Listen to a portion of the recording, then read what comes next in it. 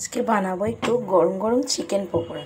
সন্ধেবেলা চায়ের সাথে একটু টা হলে একদম জমে যায়, আর তাই জন্যই চিকেনগুলোকে ম্যারিনেট করে রেখেছি। এই যে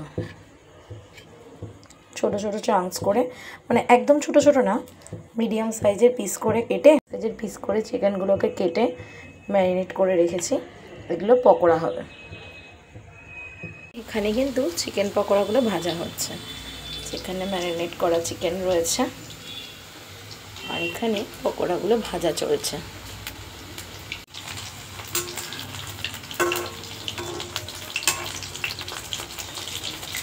ঘরে বর এখন অফিস থেকে এসে মেয়ের সাথে সময় কাটাচ্ছে। মেয়ে পেলে ওর আর কিছুই চায় না, ওতেই ও মজে যায় আর ডুবে যায়।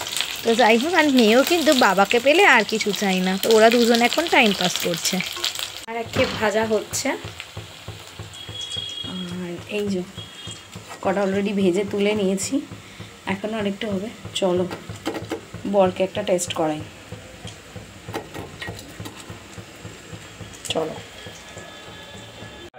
ওই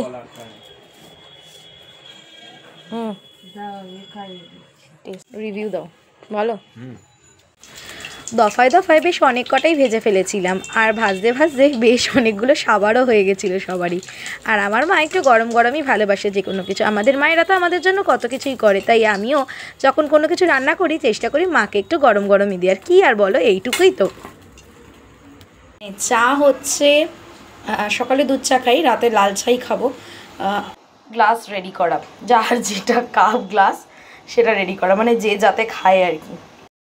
শুধু শুধু খেয়ে যে কটা পকোড়া ছিল সে কটা পকোড়াই আমরা ভাগ করে নিলাম একটু মুড়ি আর চা দিয়ে খাবো বলে। আর সন্ধ্যের টিফিন একদম জমজমাট হয়ে গেল।